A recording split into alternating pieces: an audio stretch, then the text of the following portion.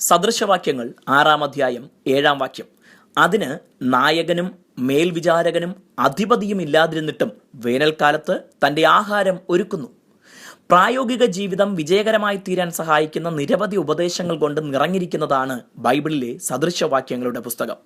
ദൈവം ഇന്ന് നമുക്ക് നൽകിയിരിക്കുന്ന അവസരങ്ങളെ ബുദ്ധിപൂർവം പരമാവധി പ്രയോജനപ്പെടുത്താനും അതിനായി കഠിനാധ്വാനം ചെയ്യാനും ഉപദേശിക്കുന്ന ഭാഗമാണ് ഇത്.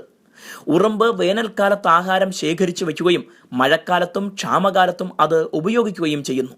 പലരുടെയും കീഴിൽ ജോലി ചെയ്യാൻ ഇഷ്ടപ്പെടാത്തവർ പറയുന്ന പ്രധാന കാരണം സ്വാതന്ത്ര്യമില്ലായ്മയാണ്. എന്നാൽ മേൽനോട്ടം വഹിക്കാനും മാർഗനിർദ്ദേശം നൽകാനും ആരുമില്ലെങ്കിൽ പലരും അവിശ്വസ്തരും മടിയന്മാരുമായി തീരാൻ സാധ്യതയുണ്ട്. ദൈവം നൽകുന്ന നന്മയെ കൃത്യമായി ആസൂത്രണം ചെയ്ത് വിനിയോഗിക്കാൻ നമുക്ക് ഉറുമ്പിന്റെ ഉദാഹരണം ആലോചന നൽകുന്നു.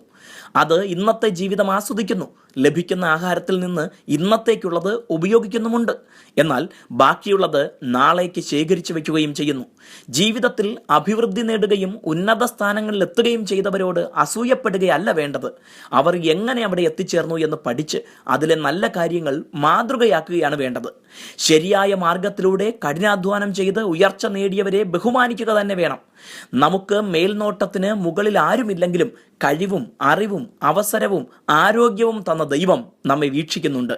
ലഭിക്കുന്നവയെ എങ്ങനെ വിനിയോഗിക്കുന്നു എന്നതിന് ദൈവത്തിന് കണക്ക് കൊടുക്കേണ്ടതുമുണ്ട്. ഓർക്കുക, നമുക്കിന്ന് ലഭിക്കുന്ന ധനത്തിന്റെ ഒരോഹരി ദൈവിക കാര്യങ്ങൾക്കുള്ളതാണ്, മറ്റൊരോഹരി അന്നന്നത്തെ ആവശ്യങ്ങൾക്കുള്ളതും. ഇനിയും ഒരോഹരി നാളേക്ക് വേണ്ടി കരുതി വയ്ക്കാനുള്ളതാണ്. പാഴാക്കുന്ന എന്തിനും, പണമോ സമയമോ ഭക്ഷ്യവസ്തുക്കളോ വെള്ളമോ അങ്ങനെ എന്തിനും നാളെ നാം ദുഃഖിക്കേണ്ടി വരും. അത് സംഭവിക്കാതെ ശ്രദ്ധയും സൂക്ഷ്മതയുമുള്ള ജീവിതത്തിന്റെ ഉടമകളാകാം.